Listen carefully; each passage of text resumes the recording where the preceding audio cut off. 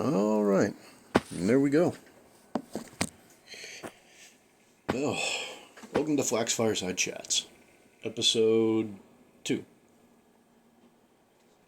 I'm your host, Flak Wilkins, and this is just a little show about, well, it's mainly I wouldn't call it a show so much as a confidence building exercise. Mainly to, get a working knowledge of voice and voice recording, video editing, and, well, get used to putting things out there for people. As for today, yet again, I didn't really have a subject prepared. I'm really bad about that. I'm not really happy with myself on that. It's a fucking pain. It's a massive, massive pain in the rear end. One thing that I've been considering is, kind of what would I discuss? So I could always talk about the fundamentals of storytelling, because I've been watching this fucking no-name anime, Eden Zero, for a bit, and it was made by the author of Fairy Tail. It fucking sucks. Or at least the second season's much better than the first one, but the first one, Jesus fucking Christ. I remember one of my friends saying that it was one of the most middling anime of all time. And I'm disinclined to agree. I wholeheartedly believe it is less than middling. Because at least in the first season, all of the emotional beats, everything is so fucking rushed. Everything is. And there's no sense of pacing, there's no sense of rest between, various different arcs. But one of the things that really pisses me off is that not only are the villains, cartoonishly vile, but they have to, give away a character's backstory, right then and there. And they have to give away, why they're thinking that, right then and there. It was one day the character will be saying, it's like, oh my god, this fucking scares me. And then immediately it fucking cuts away to their backstory of why they hate that thing or why they can't do it. And dude, come on. It leaves no room for interpretation. It leaves no room for build-up and anticipation, and it makes the payoff just so much weaker. And, and part of me gets it, right? Because, part of me gets it because it's a 25 episode, season 1. You might not even have a season 2. And I'm sure, towards the end of it, they wanted to really get to it. And Season 2 is also, far better paced. It has some better... Well, I've only started on Season 2, admittedly. They only just wrapped up the... how do I call this? What arc would I call it? I don't know. They finished up the Drac and Joe arc. Because he's like a big villain, and that's all the more I'll say on the matter, I guess, even though nobody's gonna fucking watch it. But they finish up the Drac and Joe arc, and it's just... it's bullshit. And it's much better, things are better paced. The villains actually have some, real anticipation behind them. Shit kind of gets scary for a bit. One thing that really pisses me off about Eden Zero is all the fucking fan service. Granted, it's not like a proper ecchi anime, and thank fuck it isn't, otherwise I don't think I'd be able to sit through it, but it gets close. It gets so fucking close. And one of the things that particularly pisses me off is, well, no, it doesn't just piss me off, but it's just, well, let's just say the artist really, really likes their feet. One of the main character's powers, they awaken the main character's power. One of the main character's powers is awakened, and they hint at it, right, because they were sitting in a bathtub, in aboard this warship, and suddenly in their little powers that run in sigils along their arm, they call it ether gear or whatever the fuck, and it doesn't really matter, but the powers that run along their arm, and they're like, oh, maybe I can start using ether gear now, and. And then some odd episodes later, I think the artist realized, wait, I like feet. If I put this on her leg, And I'm gonna get tied to that. I can draw her feet. Her bare ass feet. Every goddamn episode. That's what he fucking did. Oh, it's ridiculous. It really is. It's a fucking... I would have loved to be there. Just to see him, like, come to that realization. I want to see the thought process that happened. Because I swear to God, if it isn't that fucking gremlinoid, I'm gonna be disappointed.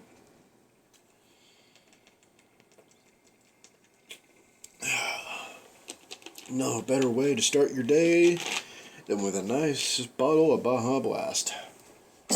Not far. But, yeah. So, yeah, Eden Zero is mid as fuck. It is pure... And, you know, you might be asking me, like, then why the fuck are you watching this if it pisses you off this much? Oh, God, and I haven't even mentioned Zhao Mei. Oh, my God. Worst character in the actual goddamn show. The actual worst character in the show. I would strangle her just to see the light die from her eyes. She pisses me off so much. She's like this narrator character. Oh my God. It keeps uncovering events that have already happened, leaves no room for the actual viewer to, you know, interpret things or remember things for themselves. No, we've got this little barefoot lady because I gotta draw that feet. And, you know, in their fucking Chinese dress. I mean, their Chinese dress looks good, but whatever.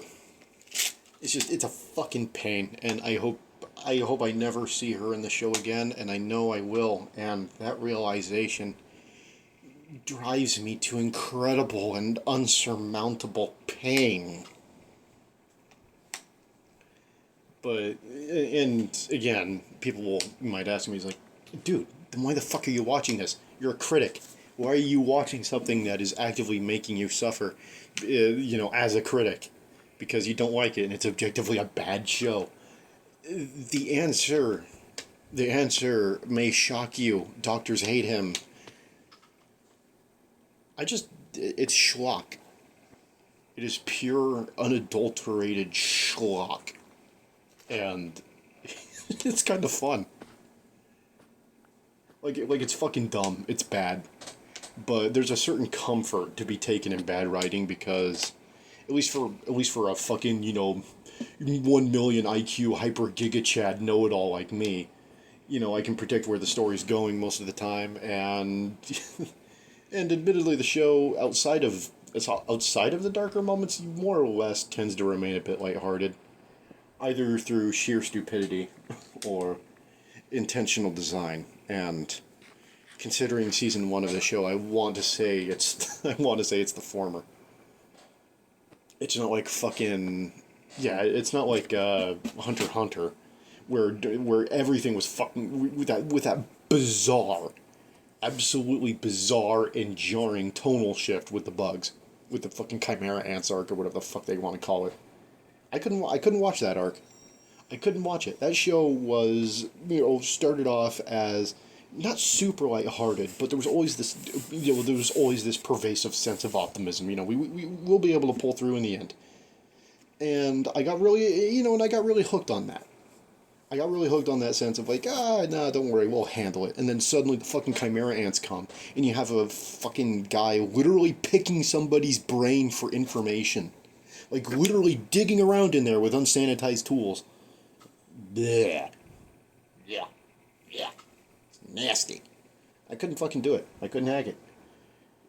Because, I mean, dude, that's not what I fucking signed up for. I didn't sign up for completely hopeless shit.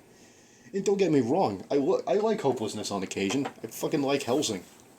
Well, no, Helsing has a different tone altogether. But, you know, whatever. But it was just that super fucking jarring shift in tone. And then, of course, you know, right with the fucking election, with the chairman election arc, it goes right back to it. Or at least more or less, because they're... Except, you know, at least in this arc, you know, the people managed to... Well, no, Trump still won, but... Well, it was made in 2011, but... I think I'm getting a little lost. I think I'm getting a little sidetracked.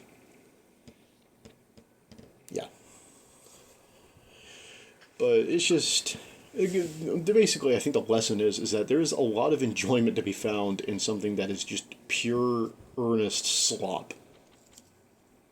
And granted, I'm a connoisseur, I'm a regular patron of Chez Garbage.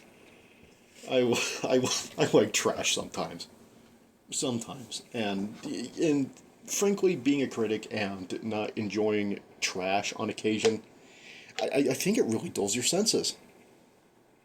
Because if you don't, because everybody is human, right? You're constrained by human nature to be a fucking ape, and so I think it's okay to enjoy trash on occasion, because if you sit yourself and you only watch like the really really good stuff, and granted, if you watch the really really good stuff and you have super high standards and refined palate, I mean, good for you. But I'm thinking, and exposing yourself to schlock, it isn't to lower your standards. It's not to do that. It's kind of to remind yourself on where the average person lies. Where the layman sits, right? The people that aren't fucking critics and writers themselves. It's to remind yourself not only where they sit, but also to just enjoy in some earnest storytelling, even if it's by objective or scientific terms, dog shit. Because it's a bad story. It's shitty. I don't like it. But I mean, I'm a huge sucker for science fantasy and space travel. And, well, that's what Eden Zero is, and I love grand space adventures. So, it gets to stay.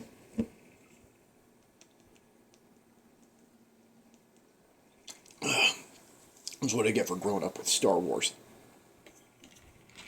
I have to enjoy this fucking garbage. Oh yeah, speaking of garbage, and speaking of hack storytelling, I've been thinking of, because the thing is that I talk a lot about creative output. I talk so much about creative output that I never actually get behind the page. And I think that's the battle, really. Is that, because, like, there's something I've really, really been wanting to write lately. The misadventures of Mr. Loveless Forthright. The best way to describe it is, in rhyme. If I can remember, a man so painfully dull and bland, thrust into worlds so vibrant and grand. When things begin to grovel and they haven't, when things begin to crumble and they haven't a plan, they turn to the solution that others have become fans. Through dull practicality and acerbic wit, Mr. Forthright can surely fix it. And it originally started when I was thinking of, not exactly safe for work stories. And mainly to make myself feel better about myself, because I am, at least in my friend groups, I am very painfully dull and vanilla. And it makes me feel like I'm the most boring man on the face of the fucking earth. But then I really started to think that there's a lot of potential for this, and like, I love this idea of like a guy that's really, really, well, really, really boring, or at least he thinks of himself as boring. And, by most outside aspects, he's very, very reserved and doesn't really do much. He just kind of likes to sit at home and be on his own and not disturb anyone and have nobody disturb him. And and after, like, fixing one thing, in his town, some guys in an alternate universe, and, they're suffering a similar problem, and they're like, hey, can you solve this for us since you did it before? And then once he solves that problem, the guys in that alternate universe recommend it to another, and then it gets recommended to another, and then another, and then through no virtue of his own does he become this. Through no virtue of his own, he becomes the most popular default solution to a universe's existential problems, like Adobe Premiere for video editing. Even though he would very, very much rather stay at home and just enjoy his breakfast sausage. I think it has a lot of potential. It really does. The big thing I'm hung up on. Well, there's two big things I'm hung up on. There's the existential problem, and then there's the immediate problem. The existential problem is, do I want to have Mr. Forthright be a static character? Do I not want him to change all that much over the course of the story? Because I can most certainly do that, but, that comes with certain costs and benefits and all that good stuff. Or, well, the main benefit with Mr. Forthright remaining a static, or more or less static character, is the fact that there isn't that much change over the course of the series, and so, like The Simpsons, it could theoretically run forever because he doesn't learn a fucking thing. But, that also, that comes at the cost of what is traditionally considered good storytelling. Alternatively, you can have the secondary approach for the existential problem, and that's to just, have him slowly but subtly adjust, because, again, this is Mr. Forthright we're talking about. He's very stubborn, he's very principled, and so, while he may change, he does so subtly, being, an understated man himself. And we could definitely have that, and the only problem is that then you kind of have to have your readers pick up the books, in order if you want to get the best experience, rather than having them be able to pick up any book at any point in time. And that's the existential anxieties. And there's trade-offs to both. And granted, with the subtle change route, that would mean that with the root of subtle changes, that does mean that it would make readers more able to pick up any book in the series and just, find out their favorite and grab it. And that's assuming I'm even write more than one book, but I see that much potential behind Mr. Forthright. Most likely, honestly, I'll probably just end up putting this on fucking WordPress or Archive of Our Own right next to the right next to the Yowie slash fiction and the self-insert Yuri.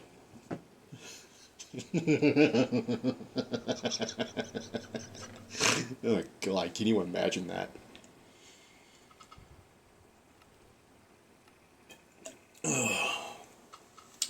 I just threw away a cap to my soda. You've done it now, genius. Yeah, well, I mean, those are the existential problems anyway. The immediate problem is, how do you conquer the anxiety of the blank page?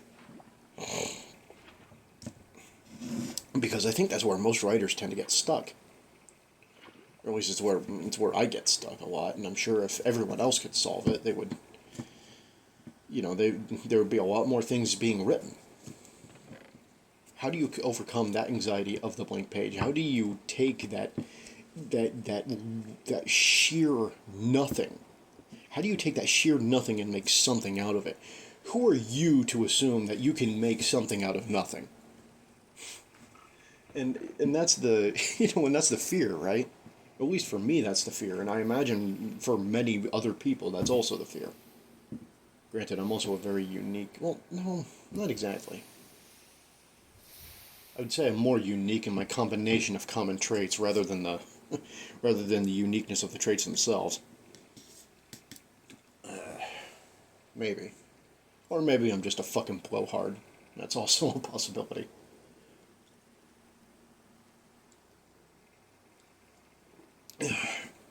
And of course, the universal lesson is just do it. But the problem with the just do it philosophy is that there's some people, some fucking retards out there like me, who have a hard time finding the courage to just do it.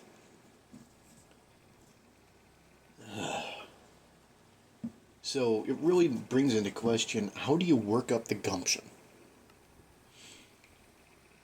Because that's the biggest question. How do you work up the gumption? How do you work up the courage? How do you... excuse me. How do you work up the will to do these things?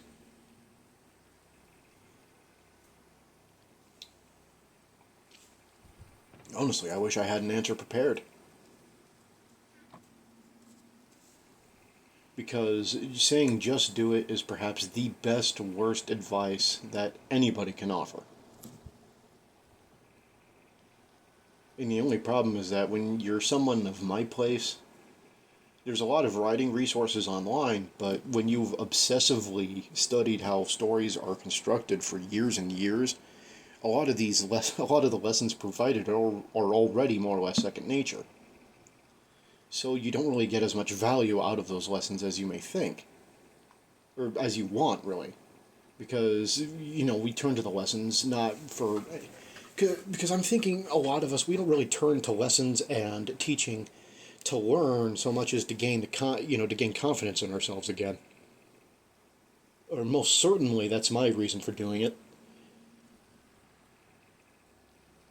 Because I learned to get confidence, and then if I actually learn some new methods along the way, I mean, hell, that's icing on the cake. Because I mean, that's what holds me back 99% of the time is the confidence to do anything, the will, the gumption. I'm thinking if people had a bit more gumption, maybe things wouldn't be so bad. And again, of course, I could be fucking lying to myself right now and just and the eternally good advice of just do it already, you idiot, would ring in everybody's ears.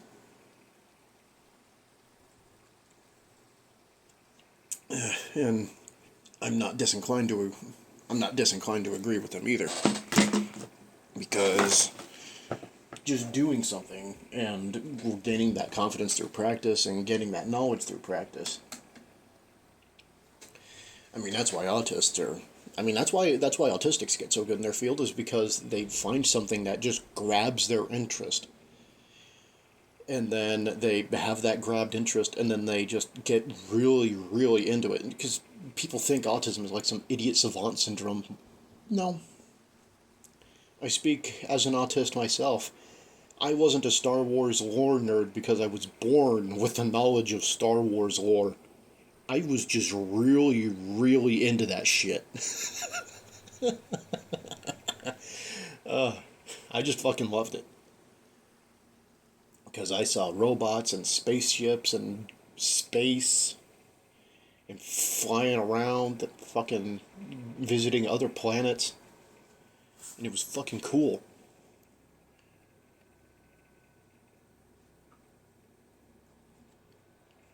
And then there was sand.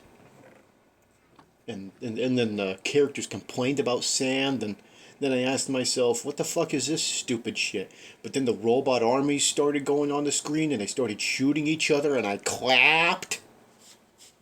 But, yeah, it's probably enough Red Letter Media references for me for one day.